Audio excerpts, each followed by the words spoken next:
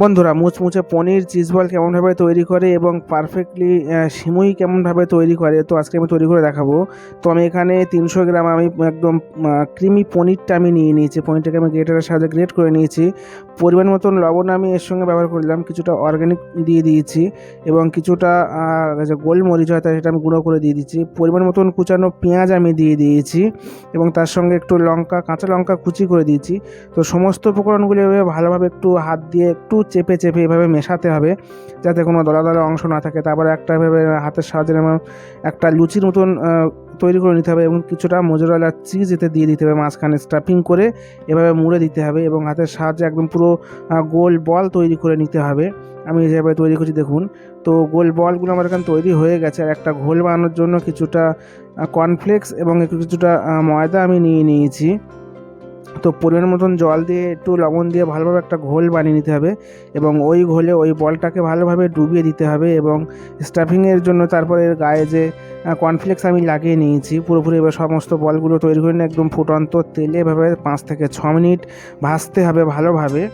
তো ভাজলেই একদম পুরোপুরি আমাদের যে স্ন্যাক্সটা পুরোপুরি রেডি হয়ে যাবে। আপনারা অবশ্যই বাড়িতে একবার ট্রাই করবেন। এবার আসুন আমরা এবার আসা যাক পারফেক্টলি সিমুই কেমনভাবে স্পেশালভাবে বানানো যায়। সামনে ঈদের আছে উৎসব। তো এখানে কড়াইতে আমি একটু জল নিয়ে নিয়েছি এবং ওই জলে একদম গাঢ় দুধ আমি 2 লিটার নিয়ে নিয়েছি। সেই দুধটাকে পুরোপুরি ঢেলে দিলাম জলের উপরে। শুধু দুধটা কড়াইতে ঢালতে নেই, সেই জন্য জলের উপরে ঢালা হলো। আর এদিকে 100 গ্রাম আমি পাউডার দুধ আমি এর সঙ্গে দিয়ে দিয়েছি আরও এক্সট্রা। কিছুটা কেশর আমি দিয়ে দিয়েছি, হাফ চামচ আমি এলাচ পাউডার দিয়ে দিচ্ছি সেন্টের জন্য।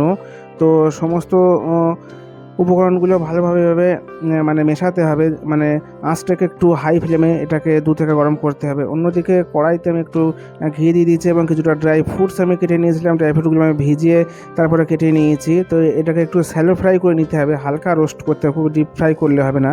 তো ওগুলো শ্যালো ফ্রাই করে নিয়েও ড্রাই ফ্রুটগুলো এই দুধের সঙ্গে আমি অ্যাড করলাম। অনবরত খুন্তি দিয়ে এভাবে নাড়তে হবে দুধটাকে একটু গাঢ় গাঢ় হলে তারপরে আমি 1 কাপ পরিমাণে চিনি আমি এখানে অ্যাড করলাম।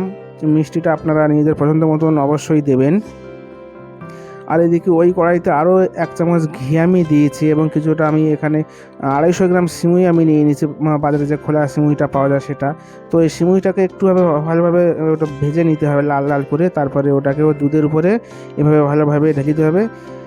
4 থেকে 5 মিনিট এভাবে একটু নাড়লে সিমুইগুলো একটু সফট হয়ে গেলেই একদম দেখুন এখন অনেকটা পাতলা আছে। তো একটু কিছুটা নাড়তে হবে, 4 থেকে 5 মিনিট নাড়তে হবে। তারপর আমি 150 গ্রাম খোয়া ক্ষীর আমি এর সঙ্গে দিয়েছি, এর গাঢ়ত্বটা আরও বেশি করার জন্য, ঘন করার জন্য। আর এটা টেস্টও খুব ভালো আনে খোয়া ক্ষীরটাতে, সেন্টও একটা খুব দুর্দান্ত হয়। তো দেখুন আমার গাঢ়ত্বটা এখানে এসে গেছে। তো সিমুইটা আমার এখানে পুরোপুরি অবশ্যই রেডি হয়ে গেছে। ওপর থেকে একটু গার্নিশ করে দিলাম। ভিডিও ভালো লাগলে অবশ্যই লাইক করবেন, চ্যানেলটিকে সাবস্ক্রাইব করে পাশে থাকবেন। ধন্যবাদ।